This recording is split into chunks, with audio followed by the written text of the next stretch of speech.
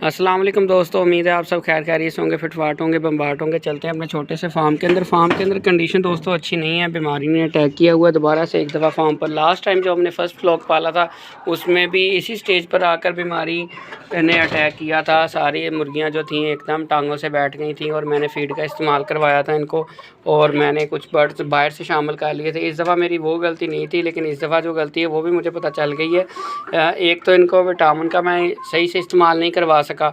मैंने इस चीज़ को इग्नोर किया कि ठीक है, इनका पोटा भर रहा है, कोई मसला नहीं है, बड़े हो रहे हैं, ग्रोथ अच्छी कर रहे हैं, लेकिन वो कमज़ोरी अंदर से इनको होती है तो जो हमें वाज़ह तौर पर नज़र नहीं आती, जिसकी वजह से मुर्गियाँ जो अपनी टांगों से बैठ जाती हैं और चलना फिरना बंद कर देती हैं।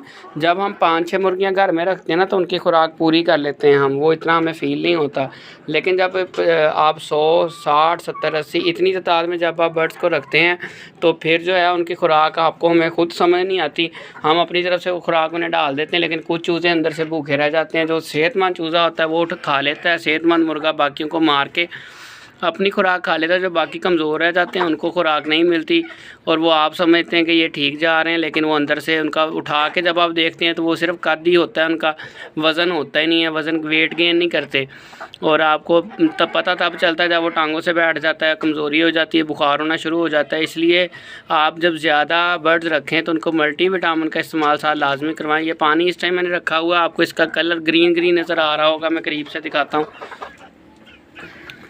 ये अब मैंने विटामिन का इस्तेमाल करवाया है। वो जो मुर्गी सामने पिंजरे के अंदर है, वाइट मुर्गी जहाँ खड़ी है उसके नीचे, उस पर भी बीमारी का अटैक हुआ है, वो बैठी हुई है फ़िलहाल। अब देखो इसका क्या बनता है। अभी कल से मैं वीडियो नहीं बना सका क्योंकि मैं बिज़ी रहा हूँ इनकी कंडीशन चेक करने में, इनको खुराक देने में, इनको विटामिन का इस्तेमाल करवाने में। बाकी बर्ड्स में 3-4 और हैं जो थोड़े कमज़ोर हुए हैं, ढीले हैं, और कुछ को मैंने काफ़ी हद तक कंट्रोल कर लिया है। एक वो बैठी हुई है आपके सामने, वो जो कोने में बैठी है, एक ये है, 2 हो गई, तीसरा वो मुर्गा साथ बैठा है उसके, वो नीचे 1, 2, 3 ये इफेक्ट हुई हैं, और ये चौथी सबसे ज़्यादा इसका काम ख़राब है। बाकी जो 3 हैं वो फिर भी ठीक है। इनको मैंने मेडिसिन बुखार की भी दी हुई है, इस टाइम मल्टीविटामिन का यूज़ करवा रहे हैं, और इनको अभी मैंने कोई भी वैक्सीन नहीं देनी क्योंकि वैक्सीन देने का फ़ायदा नहीं। ये भी सारे ढीले हो गए थे, स्लो चल रहे थे, अब माशाल्लाह से दोबारा एक्टिव हैं।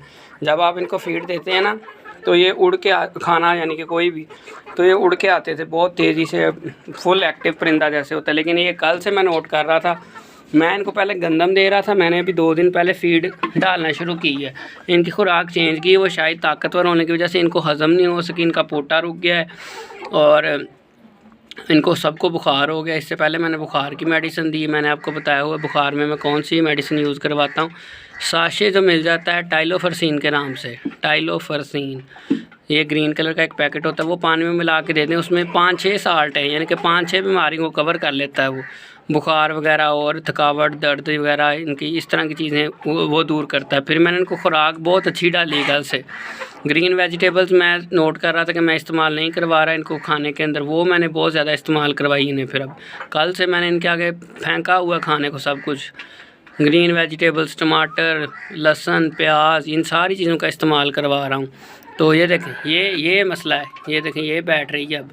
तो इस तरह के इश्यूज़ आ रहे हैं, तो उसके लिए मैं मल्टीविटामिन का इस्तेमाल करवा रहा हूँ, उनका ज़्यादा से ज़्यादा बुखार की मेडिसिन दे रहा हूँ। और अब अगर फिर भी मुझे रिस्पॉन्स ना मिला तो फिर मैं एंटीबायोटिक जो है वो यूज़ करवाऊँगा।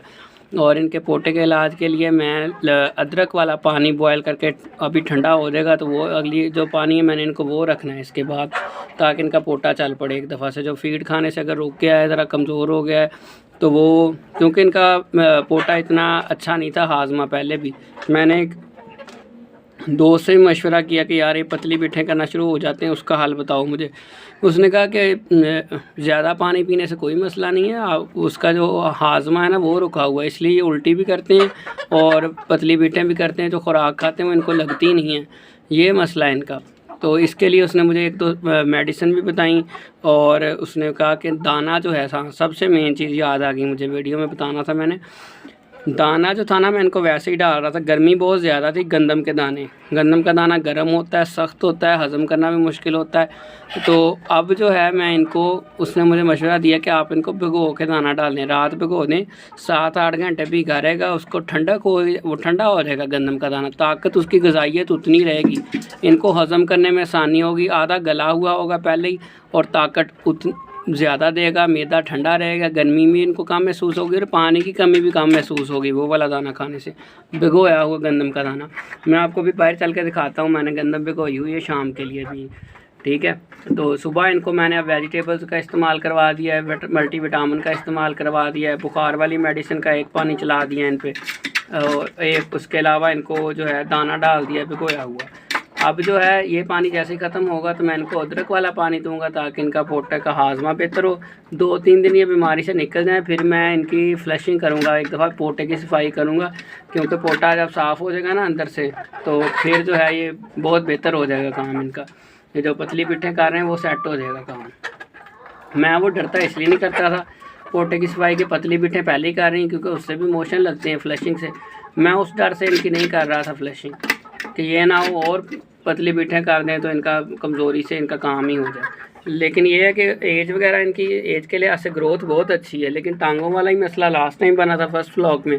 फिर एक ग्रुप है फेसबुक के ऊपर पोल्ट्री इस तरह करके कुछ है, मेरे जहन में नहीं है, वो उस ग्रुप में मैंने मैसेज किया जहाँ से मुझे इन्फॉर्मेशन चाहिए होती फिर मैं पूरी कलेक्ट करता हूँ। डॉक्टर को कॉल कर लेनी, किसी दोस्त मुर्गियों वाले को फ़ोन कर लेना, 2-3 और यूट्यूब चैनल है बड़े अच्छे हैं, डॉक्टर अरशद हैं यूट्यूब पे वीडियोस अपलोड करते हैं, उनकी वीडियोस, क्योंकि हर बंदा अकले कुल नहीं हो सकता।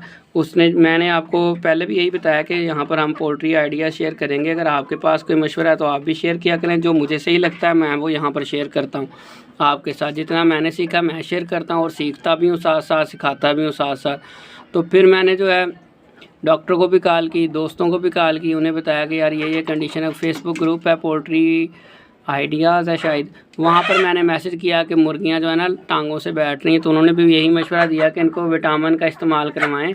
इनको कमज़ोरी की वजह से बैठ रही हैं, कैल्शियम की कमी की वजह से बैठ रही हो सकती हैं और बुखार की वजह से बैठ रही हो सकती हैं, विटामिन D3 की कमी की वजह से बैठ रही होती है। वो कैल्सीविट नाम का एक पाउडर है, वो मैं इनको पहले ही यूज़ करवाता था। फिर मैंने महीना हो गया, मैंने भी नोटिस की कि वाकई मैंने 1 महीने से वो पाउडर का इस्तेमाल नहीं करवाया था, तो वो करवाना चाहिए। अब बात यह है कि मैं इनको पालना चाह रहा था ऑर्गेनिक तरीके से, बिल्कुल ऑर्गेनिक तरीके से। अगर आपने इनको पालना है तो फिर इनकी फीड जो है ना वो मुख्तलिफ रखनी थी। मैंने इनको बाजरा पहले लगातार बाजरा ही खाती रही, फिर लगातार गंदम खाती रही 15-20 दिन, उससे एक चीज़ की ज़्यादती और दूसरी चीज़ की जिस्म के अंदर कमी हो जाती है। अगर इनको इस तरह पालना ना मल्टीविटामिन के बगैर ऑर्गेनिक तरीके से, देसी तरीके से, और इनकी तादाद ज़्यादा है, 60, 70, 80 हैं आपके पास बर्ड, तो आप एक ही चीज़ पर ना पालें, क्योंकि बाहर ये चल फिर के जब खाती हैं ना दाना अपना, तो सारा कुछ खाती हैं, ये हर तरह की कमी इनकी ग़िज़ाइयत वगैरह पूरी हो जाती है, न्यूट्रिएंट्स पूरे हो जाते हैं। कभी इन्होंने कीड़ा खा लिया, कभी इन्होंने दाना खा लिया, कभी जड़ी बूटी खा ली।